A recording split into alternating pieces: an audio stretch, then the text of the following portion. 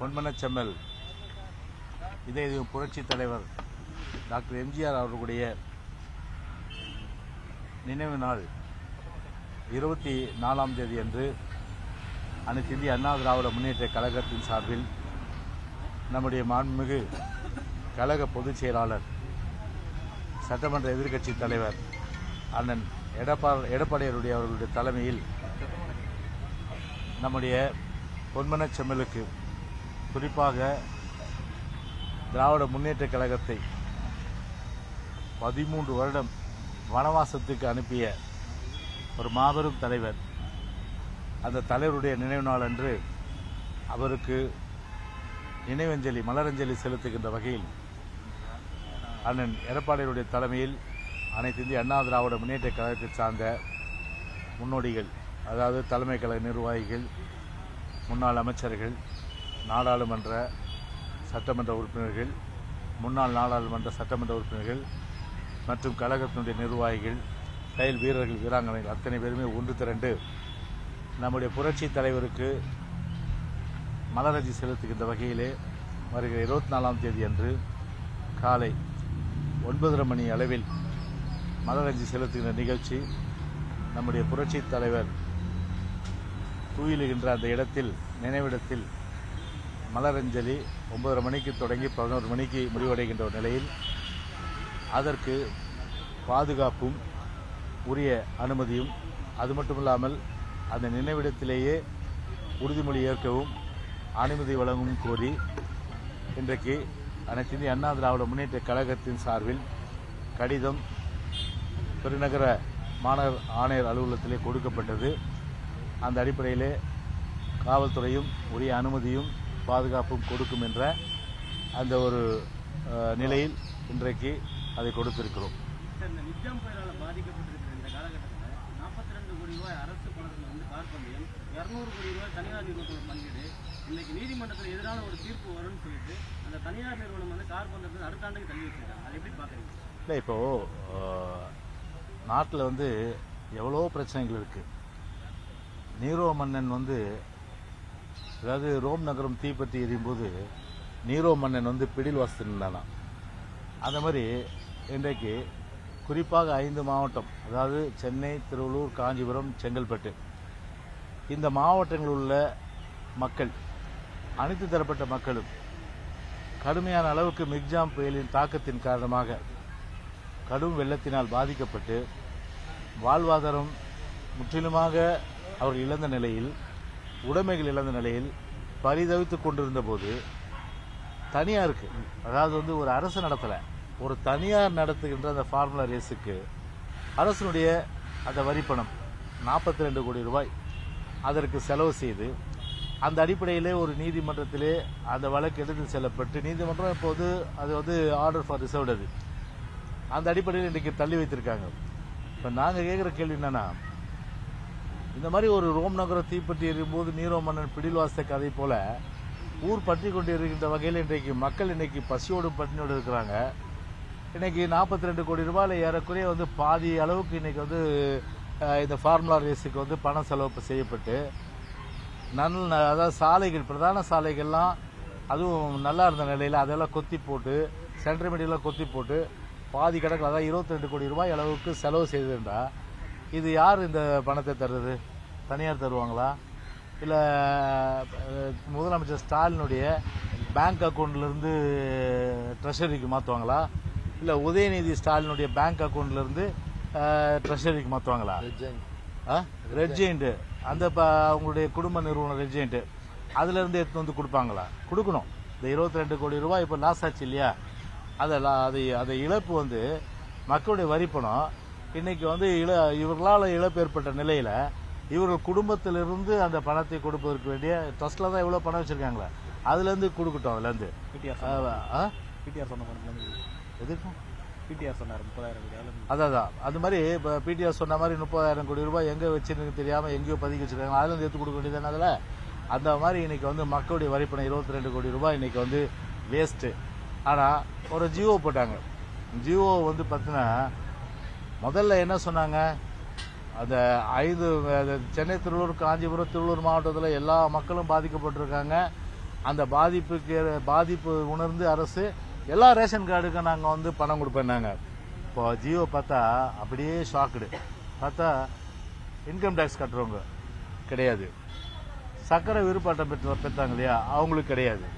சரி, நான் கேட்குறேன், ஒரு இன்கம் டேக்ஸ் கட்டுறவங்க ஒரு பெரிய அளவுக்கு ஒரு தொழில் முனைவோர் இல்லை ஒரு மீடியம் ஸ்கேல் இண்டஸ்ட்ரீஸ், அவங்களால பார்த்தீங்கன்னா மாதத்துக்கு வந்து ஒரு 5 லட்சம் 10 லட்சம் 20 லட்சம் 30 லட்சம் 1 கோடி ரூபா 2 கோடி ரூபா 100 கோடி ரூபா 500 கோடி ரூபா இப்படி சம்பாதிக்கிறவங்களுக்கு கொடுக்க வேணாம்.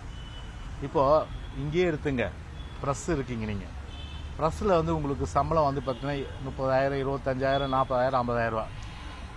அப்போ அந்த ஒவ்வொரு மீடியாவில் இருந்தும் அந்த இன்கம் டேக்ஸ் டிடக்ஷனுக்கு வந்து நீங்கள் வந்து வரி செலுத்துவீங்க.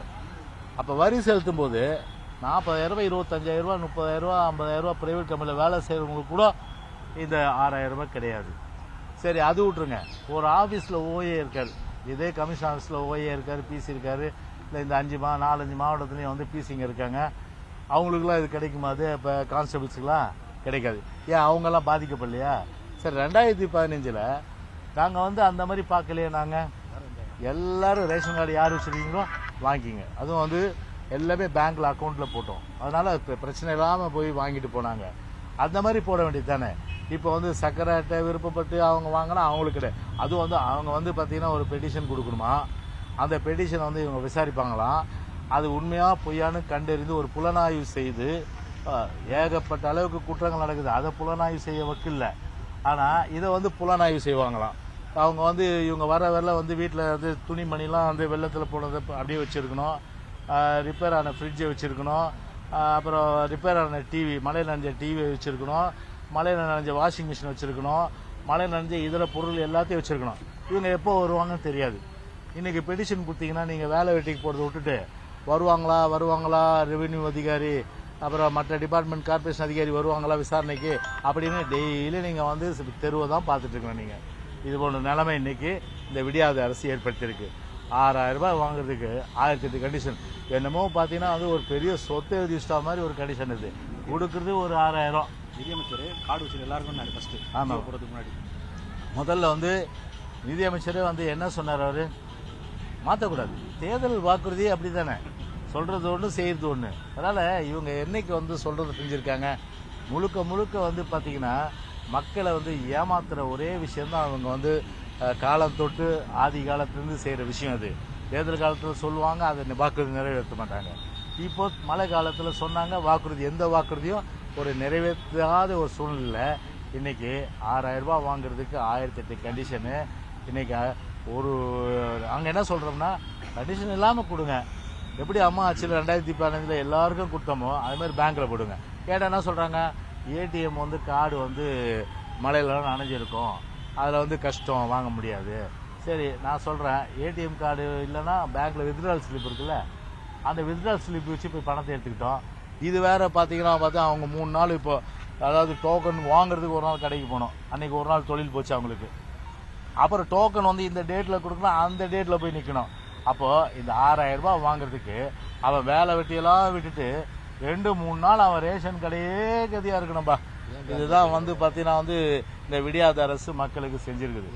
ஏன் பேங்க்கில் ஏன் போடல? நீங்கள் பேங்க்கில் போட வேண்டியதான அக்கௌண்ட்டில். நீங்கள் இப்போ தான் டிஜிட்டல் வேர்ல்டாச்சே, டிஜிட்டல் டிரான்சாக்ஷனில் உலகத்திலே 7வது இடத்துல நம்ம இருக்கிறோம். அப்படி இருக்கும்போது இப்போ அதை போட்டுட்டோம்னா அவங்களுக்கு ஒரு சிரமம் குறையும். அதை போடுங்க. இன்றைக்கி 2 வீலரு 4 வீலரு எல்லாம் இன்றைக்கி பார்த்தீங்கன்னா இன்றைக்கி கடுமையான அளவுக்கு பாதிப்பு ஏற்பட்டு போச்சு. இன்றைக்கி எண்ணூர் க்ரீக்கில் அது முகத்துவத்தில் கொசத்தலையாரில் நேற்று போய் பார்த்தோம், கழகத்துடைய பொதுச்செயலாளர் உத்தரவின் பேரில் அவ்வளோ அளவுக்கு பார்த்தா ஆயில் அங்கே இருக்கிற 6 கிராமம் பாதிச்சிச்சு. அதனுடைய தாக்கம் கடலில் போய் மரக்கான வரல அந்த எண்ணெய் போயிருக்கு. நிவாரணம் வந்து மீனவர் கூட்டு சங்கத்து மூலமாக கொடுங்க. நாங்கள் கொடுக்கல, கப்பல் வந்து எண்ணெய் சிந்தும்போது மீனவர் கூட்டு சங்கத்து மூலமாக கொடுத்தோம். அந்த மாதிரி கொடுத்துட்டு போங்க. அதை பற்றி இன்னும் வாய் திறக்கலை, எந்த விதமான உதவிப்பில் கொடுக்கல. இந்த மாடர்ன் டெக்னாலஜியில் வந்து ஒரு வாளியை வச்சு ஒரு மக்கை வச்சு இந்த ஆயில் எடுக்கிறாங்கன்னா எவ்வளோ ஒரு கேவலமான ஒரு அரசு இந்த அரசுன்றது தயவுசெய்து நீங்கள் எண்ணி பார்க்குறீங்க. அது மட்டும் இல்லாமல் இன்றைக்கி வந்து ஒரு ஐஐடியில்னா நம்ம இந்த மாதிரி பெரிய அளவுக்கு வந்து ஒரு கன்சல்டன்சியை கொண்டு வந்து ஒரு மாடர்ன் டெக்னாலஜி ஆயிலை ரிமூவ் பண்ணி ஒரு சகஜ நிலைமை கொண்டு வந்து அவங்க வந்து மீன் பிடிக்கிறதுக்கு. ஏன்னா கிட்டத்தட்ட பார்த்தீங்கன்னா எப்படி இருந்தாலும் இன்னொரு ஒரு வாரம் 10 நாள் ஆகும் அதை வந்து க்ளீன் பண்ணி ஃபுல்லாக அது பழைய நிலைமை கொண்டு வரதுக்கு. அது வரையில் அவன் தொழில் போக முடியாது. அப்போ ஏற்கனவே 30ஆம் தேதி தொழில் போக முடியாதுன்னு சொல்லிட்ட நிலையில் அப்போ 30ஆம் தேதியிலேருந்து ஒவ்வொரு நாள் அவனுக்கு 1000 ரூபா கணக்கு போட்டு கொடுக்க வேண்டியது தானே. அது கொடுக்கல, வலை போச்சு. வலைலாம் ஆயில் எல்லாம் வந்து அப்படியே போயிட்டு சிக்கி ஒரு 5-6 லட்ச ரூபா அதுவும் காலி. படகுலாம் பார்த்தீங்கன்னா ஆயில் ஏறி போச்சு. அதை க்ளீன் பண்ணா கிட்டத்தட்ட வந்து ஒவ்வொரு படகுக்கும் கிட்டத்தட்ட 15,000-20,000 ரூபா செலவு பண்ணி தான் க்ளீன் பண்ணோம். யார் தரது இந்த பணம்? சிபிசிஎல் கிட்ட வாங்கி தர வேண்டியது பொறுத்து அரசுடைய பொறுப்பு. அரசு தட்டி கழிக்கக்கூடாது.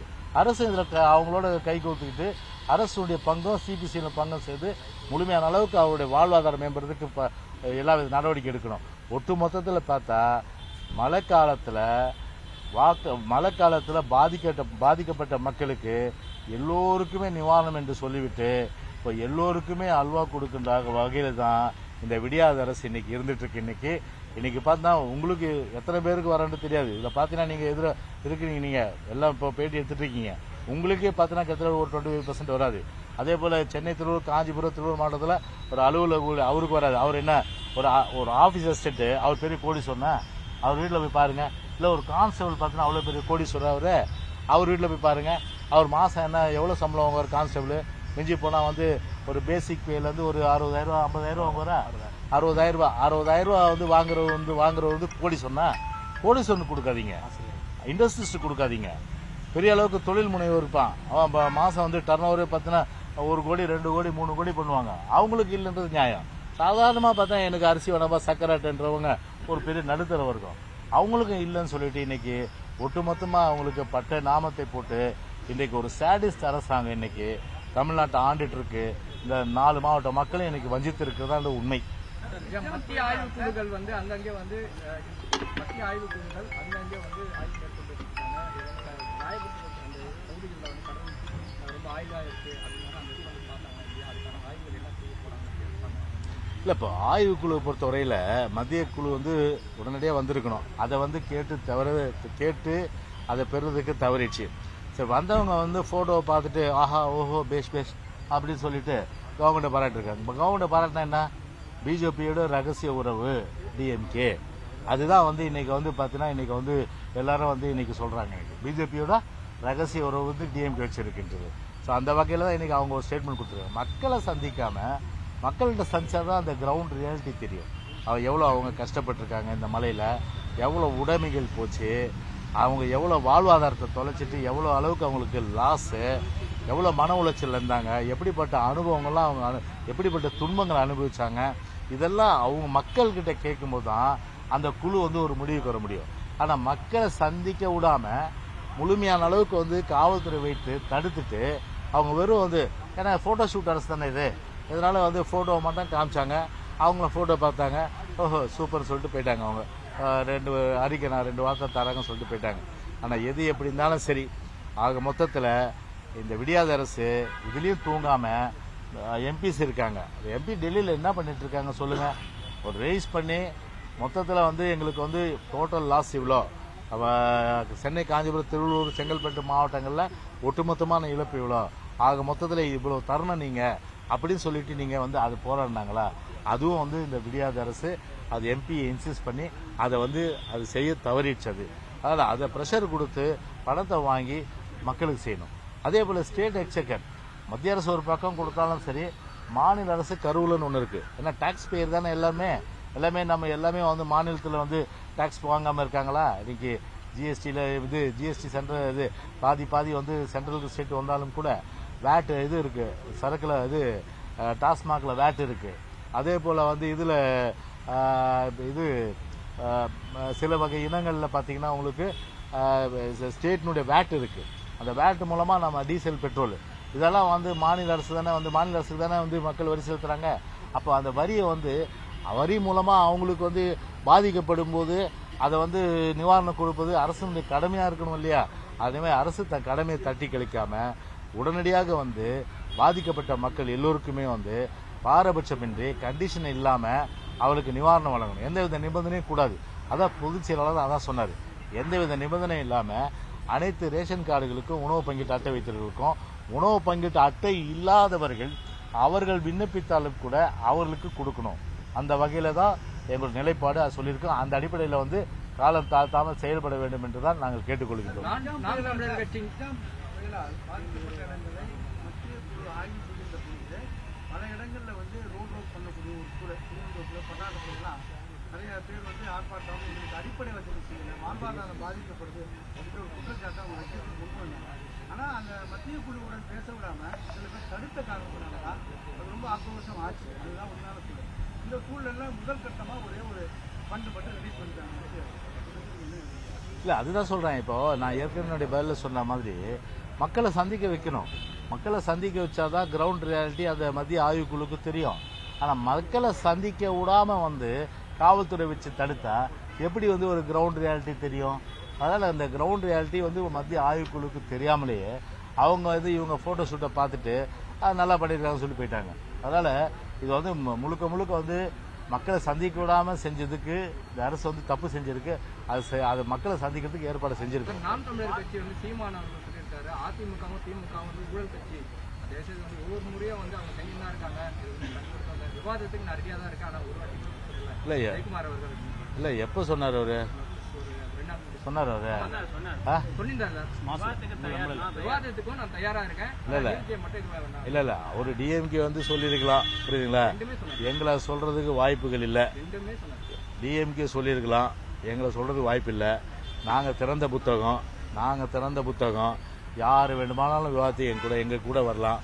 நாங்கள் விவாதம் செய்ய டிசாஸ்டர்ஸ், அதாவது விடியாத அரசு வந்து டிசாஸ்டர் மேனேஜ்மெண்ட், அதாவது ஒரு இயற்கை பேரழிவை சந்திக்க திறமை இல்லை, அறிவு இல்லை அப்படின்னு சொல்கிறேன். அது கற்றுக்கணுன்னா எங்ககிட்ட வந்து கற்றுக்கணும். அதிமுக தான் இதெல்லாம் வந்து எக்ஸ்பர்ட்டு. அதாவது டிசாஸ்டர் மேனேஜ்மெண்ட்டில் சுனாமியாக இருக்கட்டும், வர்தா புயலாக இருக்கட்டும், நிவர் புயலாக இருக்கட்டும், அப்புறம் ஒக்கியாக இருக்கட்டும், அது கஜா புயலாக இருக்கட்டும், எல்லாமே நாங்கள் மாஸ்டர்ஸ். இவங்க எல்லாம் பார்த்தீங்கன்னா வந்து எல்கேஜி ஸ்டூடெண்ட்ஸ். நாங்கள் வேணால் டிஎம்கேக்கு வேணால் நாங்கள் வேணால் கற்றுத்தரோம். எப்படி டிசாஸ்டர் மேனேஜ்மெண்ட்டு எங்களுக்கு வந்து அம்மா கற்று தந்திருக்காங்கன்றதை நாங்கள் உங்களுக்கு வந்து பாடம் எடுக்கிறோம். அந்த மாதிரி இப்போ திரு சீமானும் சரி, அந்த மாதிரி விஷயங்கள்லாம் கண்டிப்பாக பார்த்தீங்கன்னா திறந்த வெளி புத்தகமாக இருக்கும்போது எந்த விவாதத்துக்கும் நாங்கள் தயாராக இருக்கோம். அதை பற்றி வந்து ஒரு அச்சப்பட வேண்டிய அவசியம் இல்லை. ஏன்னா அதிகமான அளவுக்கு செஞ்சதுனால தான் 2015 அதிகமாக பண்ணோம். அதனால தான் 2016 மக்கள் ஆட்சிகள் அமர்த்தினாங்க. 2015 வந்து நாங்கள் மக்களை வந்து சந்திக்காமல், மக்களுடைய எக்ஸ்பெக்டேஷனை வந்து நிவர்த்தி செய்யாமல், எண்ணங்களை வந்து பூர்த்தி செய்யாமல் இருந்தால் 2016 ஆட்சிக்கு வந்து முடியுமா? ஆனால் இப்போ சொல்கிற சேலஞ்சிங்காக இப்போ 2023 இந்த மிக்ஜாமே இவங்களுக்கு யமனா மாறும். இந்த ஆட்சிக்கு கண்டிப்பாக யமனா மாறி 2024 க்ளோஸ் ஆவாங்க. அதுக்கப்புறம் 2026 க்ளோஸ் ஆவாங்க.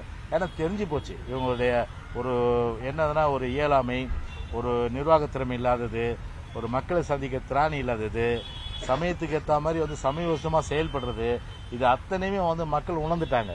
அதனால் திமுக வந்து ஒரு எல்கேஜியாக இருக்கிற இந்த சூழ்நிலையில் ஒரு மாஸ்டராக இருக்கிற ஏடிஎம்கே தான் என்றைக்கும் விரும்புவாங்க. ஓகே.